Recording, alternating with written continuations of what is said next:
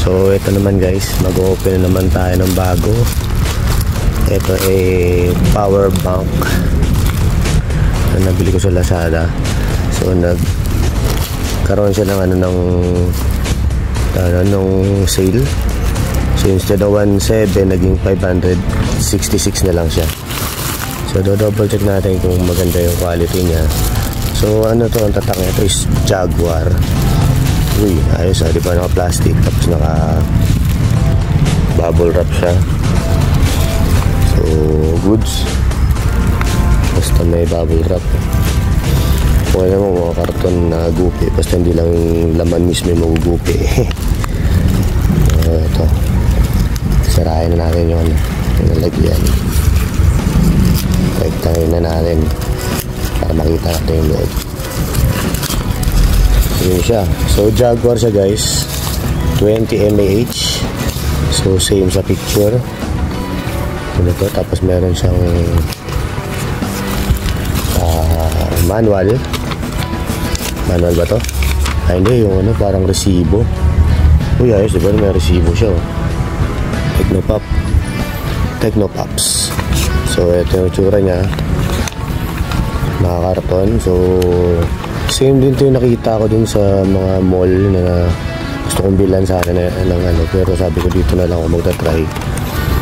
Saka maganda yung yung rating, yung review nya. So ito siya, Sharon. So meron siya mga battery capacity niya is 20 mAh, 20,000. So product weight is sa product weight niya, mabigat siya guys. Type C input, micro USB input, output niya is USB. Charging time niya is 14 to 15 hours. So may card siya ng Jaguar. Ayan, card ng Jaguar. May libreng connector na micro USB. And eto na siya. So kung sa weight guys, mabigat siya. So hindi ako magdududa na legit, kasi ang ganda naman niya. So tetestingin natin. Ito yung luma ko, ito yung bago. So silang dalawa yung pag-charging ko. Siya yung mag-charge dito muna sana, kasi yung ginagamit ko cellphone, ito yung cellphone ko ngayon. Ay. Yun. Tigas. Okay, matigas. Yun. Try natin guys, i-input ko siya. Yung ilaw. Oops. Yung ilaw, meron siyang 3 bar. Naku 100% kasi yung ko. Okay, goods. Sa kabila, yung ilaw siya ulit. Test drive natin yun, diba? So yun, may ilaw siya. Then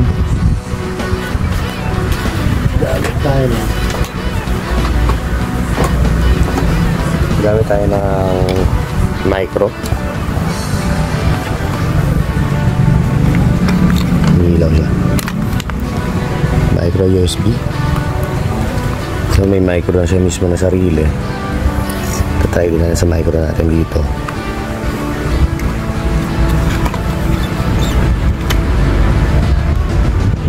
So dito siguro yung charging niya, input. Ano ba yung nakalagay? Sorry. Output talaga, input yung So dito magcha-charge. So sasaksak nito sa para makita natin. If nagcha-charge siya, so dadaling mo yung cellphone. Hello, diba? Ayan siya. Charge natin. Ayan, nag-charge siya. So input yung sa gitna, micro. Then try ulit natin sa so meron din tayo na ito. Ayan, para sa micro. Charge natin ulit. So yun, input siya guys, yung nasa gitna. So ito yung input, output yung dalawang USB. So doon ako mag-charge sa ayan. Okay. So masasabi ko guys so goods naman siya.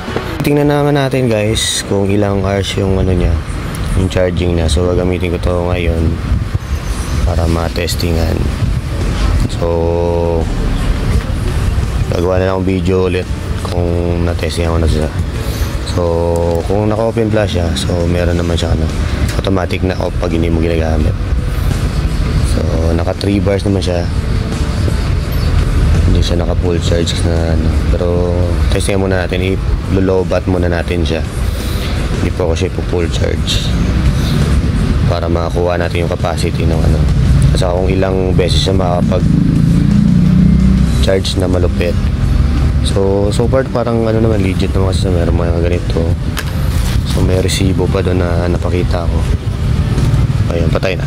So balik lang ako guys for the next na review. Salamat.